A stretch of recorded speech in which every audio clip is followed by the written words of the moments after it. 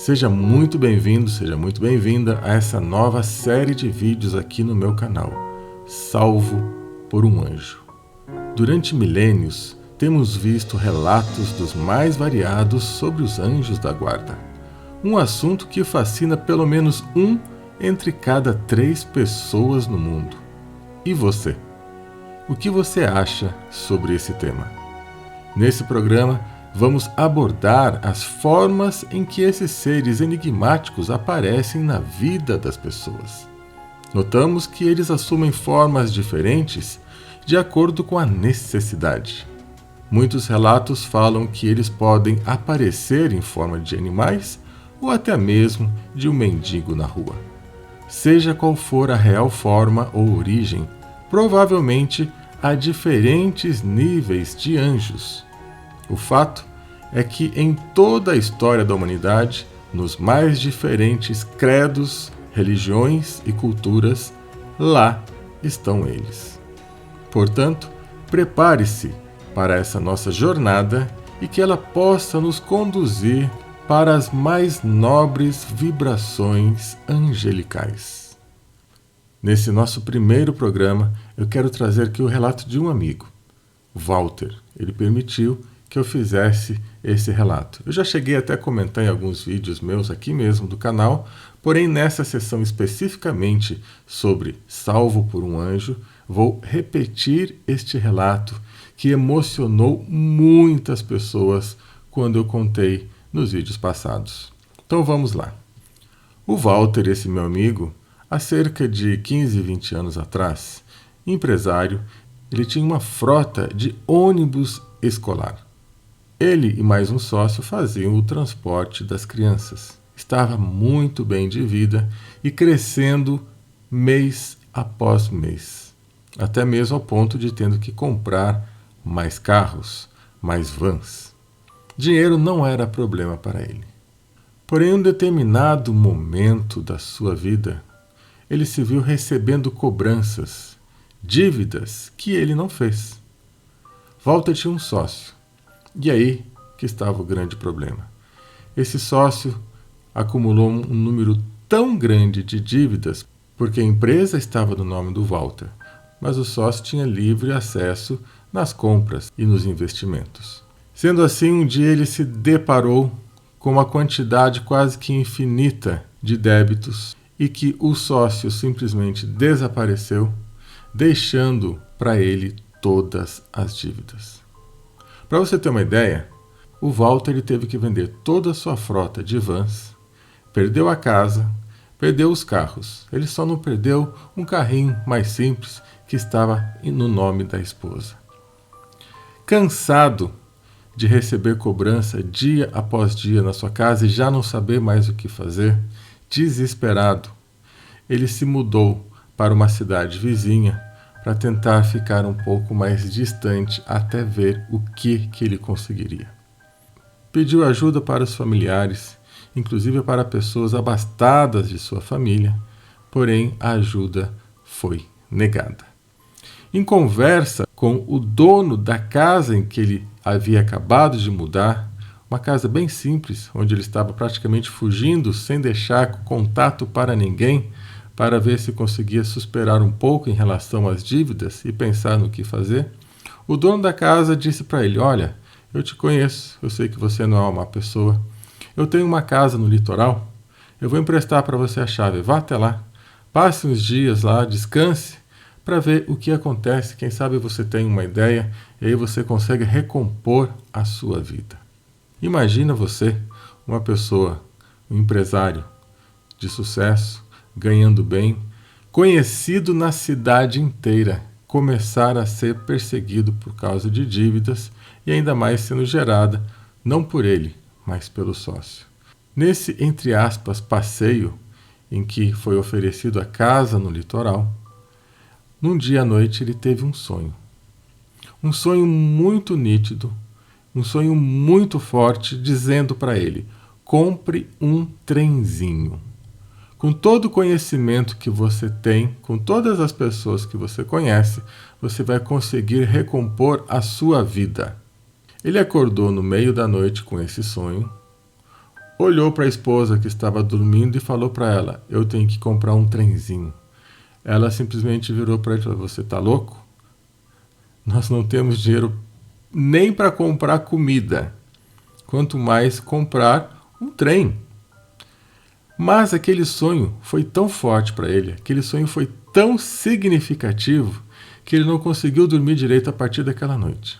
Ele teve uma vontade, um impulso tão grande de voltar, então, no dia seguinte, para a cidade dele, que era distante do litoral. Chegando na cidade, ele começou a procurar nas lojas, nas concessionárias, se alguém sabia de algum trem para vender.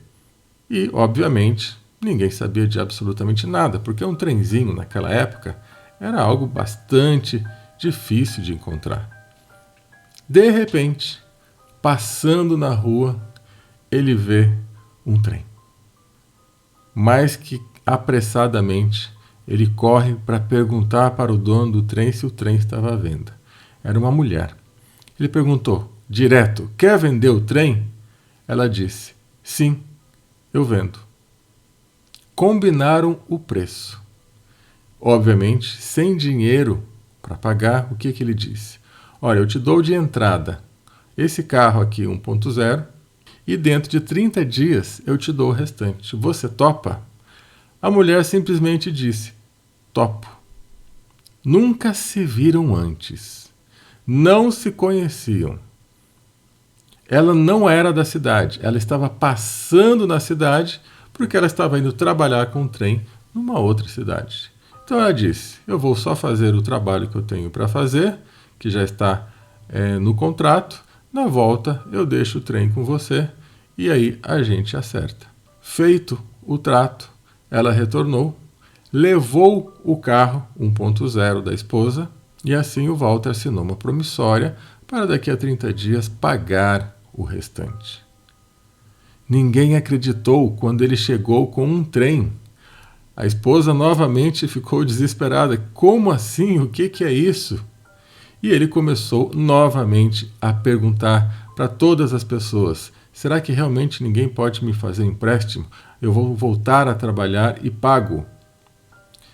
Depois de mais várias negativas, os dias foram passando, chegando o dia final de quitar a promissória, ele lembrou que ele não havia ainda conversado com uma familiar que há tempos ele não falava. Não sei, não entrei em detalhes qual que era o problema que ele não conversava com esse familiar, porém ele teve coragem e foi e perguntou: você pode me ajudar? E coincidentemente ou não, essa pessoa tinha exatamente guardado no banco o dinheiro que ele precisava para quitar o restante do trenzinho. E disse: sim, eu te empresto. Obviamente, lágrimas de comoção caíram. E assim ele quitou o débito que ele tinha com aquela pessoa. E assim ele teve a força para continuar esse projeto.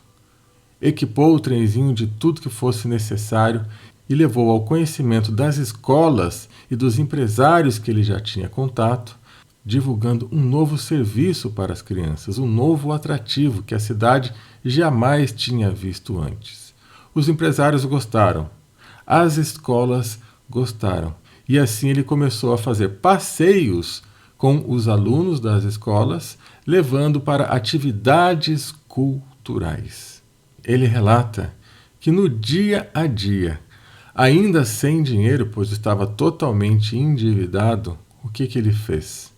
Quando as crianças traziam os lanches e jogavam na lixeira do ônibus, ele vergonhosamente pegava os restos de lanche que as crianças deixavam e comia. A fome era tanta que ele realmente teve que comer o lixo das crianças por alguns dias.